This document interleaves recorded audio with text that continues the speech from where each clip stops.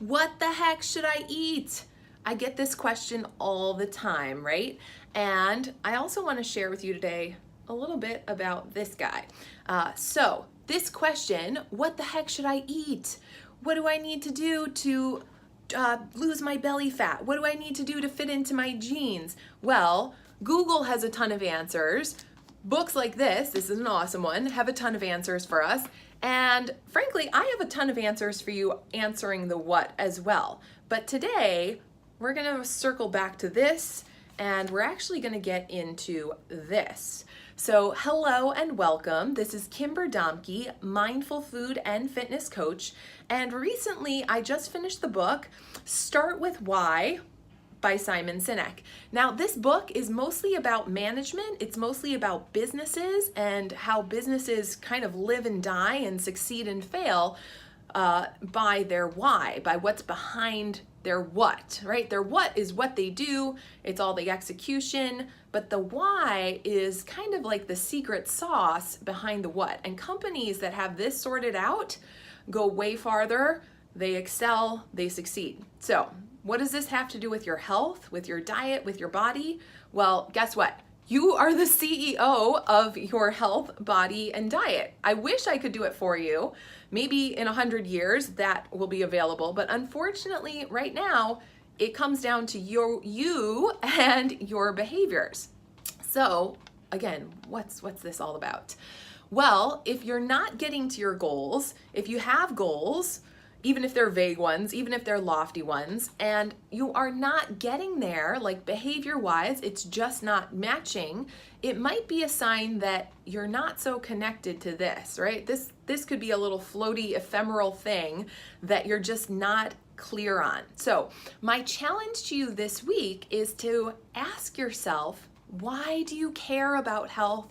Why do you care about these goals that you might have set, even if they're a little bit ambiguous? All right, and I'm going to give you an example with myself because the number 3 is here because we need to ask the why at several levels. Multiple times you need to be asking your why. It's not just a once and done kind of thing. I advise you to go down 3, 5, 7 layers of why, and I'll use myself right now as an example to address this. This is where this comes in too. So a lot of people ask me, Kimber, why did you get into health and fitness? Especially because you went to the Wharton School, you were doing management consulting, and you have an engineering degree. So why the heck are you doing what you're doing now? Well, it's true. I definitely went to all of those degree programs. I definitely spent a lot of time, and I was pretty happy with my consulting job at first. But what happened was my health was a wreck. And why was that? We're asking again. Well, I was taking a ton of prescription drugs. We're talking like upwards of 7, 8 different drugs, upwards of 14 pills a day. Oh gosh, Kimber, why was that? Well, my diet was filled with bagels and cranberry sauce, amongst other things. And Kimber, why the heck was that the case? Well, I realize now, at the time it wasn't so clear, but now when I dig down with that why, I really valued work and trying to fulfill all the expectations that I had set and that I felt were set for me around my career instead of health, right? And I didn't know how to deal with my health. And I definitely didn't know how to achieve both when I was working in that particular job and in that particular lifestyle. So when I get down and have asked that why a bunch of times, I start to feel like, oh, there's this emotional sense. Yeah, I was dependent on a ton of prescription drugs. I was really not feeling well. I was just barely holding on, barely functioning. But to the outside, it seemed like everything was okay, except I kept growing and growing, and the size of my body didn't feel okay for me anymore. And my brain was definitely not okay for me. So, ouch, all of that hits on some really intense emotions for me. It might not seem like it now, but when I really play and feel back to what that experience was like, that was a tremendous driver for me slowly and gradually shifting into health, and then throwing myself eventually full force into this nutrition and food and fitness space. So it's a huge reason why I care so much about this now.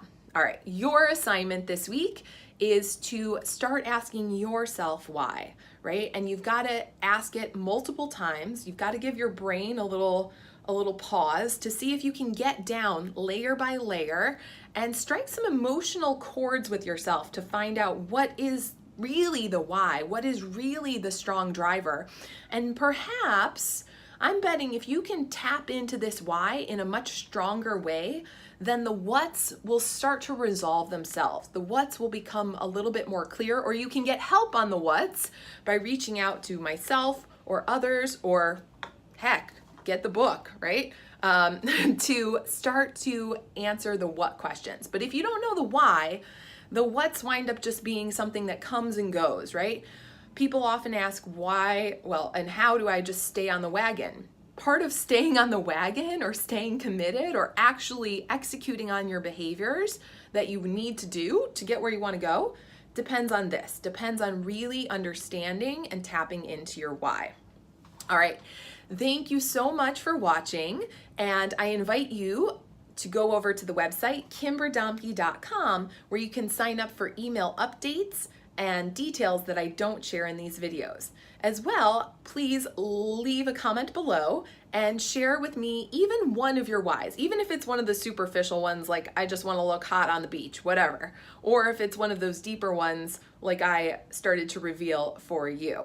All right, thanks again for watching. This has been Kimber Domke, Mindful Food and Fitness Coach, encouraging you to address your why, start finding out how to get off of these, and if you need answers, seek them where you can. I invite you to always reach out to me for more details.